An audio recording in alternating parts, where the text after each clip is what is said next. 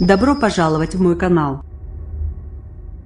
L'exécutif veut 30% de parlementaires en moins, 15% de proportionnels, et une adoption en 2019. Copyright AFP, Gérard Julien baisse de 30% du nombre de parlementaires, 15% de proportionnels aux législatives. Et une adoption repoussée à 2019, Édouard Philippe a annoncé mercredi les arbitrages sur la réforme emblématique des institutions promise par Emmanuel Macron, objet de vives critiques, LR en tête.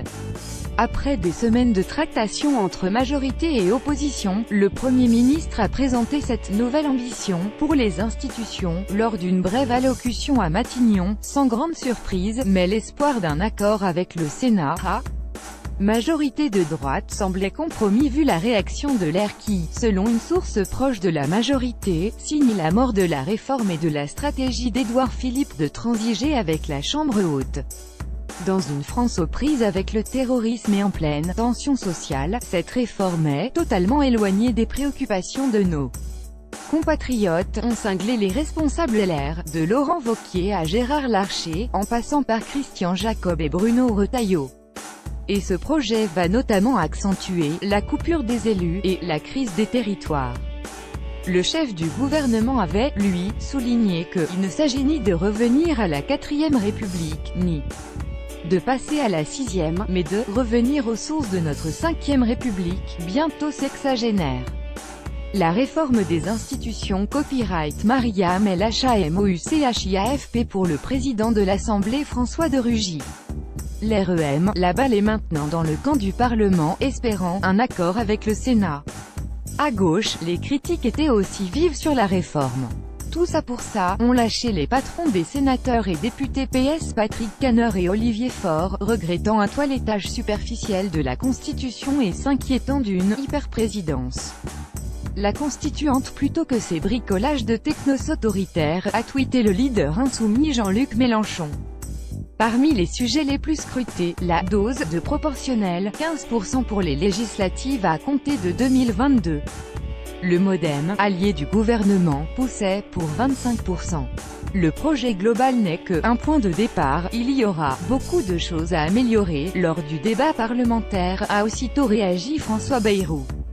15%, une aumône à la démocratie, a tweeté la présidente du FN Marine Le Pen. À l'inverse, LR a dénoncé une lourde erreur menaçant la stabilité des institutions héritées du général de Gaulle. Autre chiffre clé, moins 30% de parlementaires. Cela aboutira à 244 élus au Sénat, 404 à l'Assemblée, dont 60 à la proportionnelle.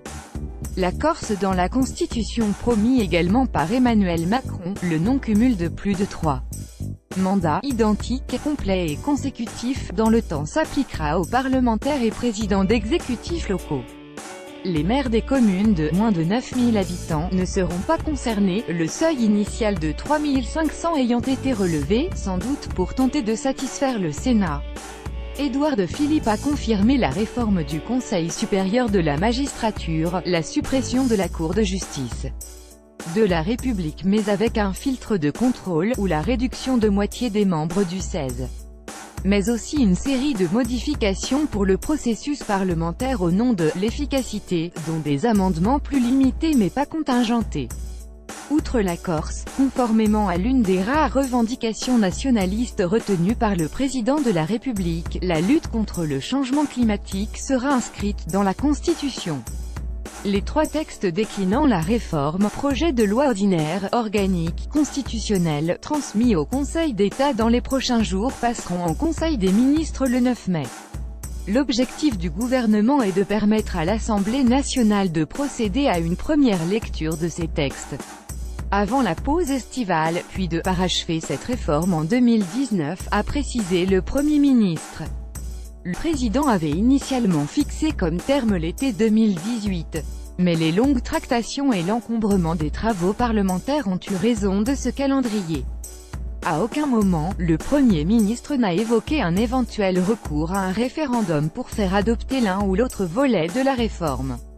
Mais cette arme, très encadrée par la Constitution, à articles 11 et 89 pourrait être dégainée pour jouer l'opinion contre les conservatismes. Un référendum pourrait être gagné, mais il suffit d'un contexte défavorable pour que ça échoue, jugeait récemment un membre gouvernement en pleine grève SNCF. Paul Maprébissé, CHL 4, 2018 22h47 minutes et 43 secondes, Paris, AFP, copyright 2018 AFP.